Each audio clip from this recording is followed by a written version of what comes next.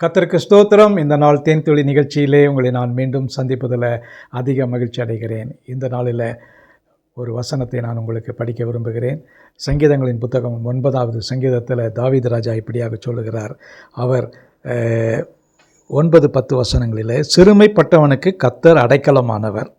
யாருக்கு? சிறுமைப்பட்டவனுக்கு கர்த்தர் அடைக்கலமானவர். நெருக்கப்படுகிற காலங்களிலே அவரே தஞ்சமானவர்.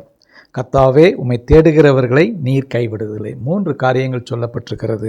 நம்முடைய தேவன் எப்படிப்பட்டவன் சொன்னால், சிறுமைப்பட்டவர்களுக்கு கர்த்தர் மிகவும் அடைக்கலமான தெய்வமாயிருக்கிறார். அடைக்கலம் என்று சொன்னால் ஒரு பாதுகாப்பு கொடுக்கிற தேவன்.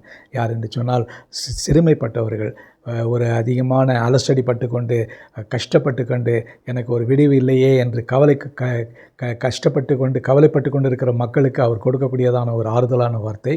அவர் சொல்லுகிறது, அவர்களுக்கு அவர் அடைக்கலமானவர். அவர் அடைக்கலமும் அவர் நமக்கு ஒரு பாதுகாப்புமான ஒரு தெய்வமாக இருக்கிறார். அதோடு கூட நெருக்கப்படுகிறவர்களுக்கு அவர் தஞ்சமானவர். தஞ்சம் என்று சொன்னால் ஒரு பாதுகாப்பான இடத்துல போய் தஞ்சம் அடைகிறது, ஒரு பாதுகாப்பாக காணப்படுகிறது. அதற்கு அவர் நமக்கு ஒரு பாதுகாப்பை கொடுக்கிறார். அவர் யாருக்கு என்று சொன்னால், நெருக்கப்படுகிறவர்களுக்கு. எல்லா வகையிலும் நெருக்கப்பட்டு கஷ்டப்படுகிற மக்கள் அநேகர் இந்த காலங்களிலே வாழ்ந்து கொண்டிருக்கிறார்கள். அவர்களுக்கு, அதோடு கூட அவர்களுக்கு சொல்கிறது, கர்த்தாவே, உம்மை தேடுகிறவர்களை நீ கைவிடுகிறதில்லை. நம்முடைய தேவன் நம்மை ஒருபொழுதும் கைவிடுவதில்லை. அவர் நேற்றும் இன்றும் என்றும் மாறாதவர். அவர் ஒருவேளை மனிதர்கள் நம்மை கைவிடலாம், குடும்பத்தார் கைவிடலாம், மனைவி மக்கள் பிள்ளைகள் கைவிடலாம். ஆனால் நம்முடைய தேவன் தம்மை நம்புகிறவர்களை ஒருபொழுதும் கைவிட மாட்டார். இந்த நாளிலே இந்த இயேசு உங்களை கைவிட மாட்டார். ஜெபிப்போமா? நல்ல ஆண்டவரே, நீர் கொடுத்த அந்த நல்ல வாக்குத்தத்தமான வசனத்துக்காக ஸ்தோத்திரம்.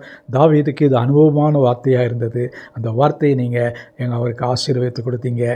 இந்த வேளையில் கூட எங்களுக்கும் இது ஆசீர்வாதமாக இருக்க, இந்த நாளுக்கு ஒரு ஆசீர்வாதமான ஒரு வார்த்தையாக இருக்க கிருபை செய்யுங்க.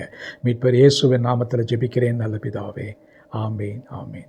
கர்த்தர் உங்களை ஆசீர்வதிப்பாராக. இந்த நாள் ஒரு மகிழ்ச்சியான சந்தோஷமான நாளாக அமையட்டும்.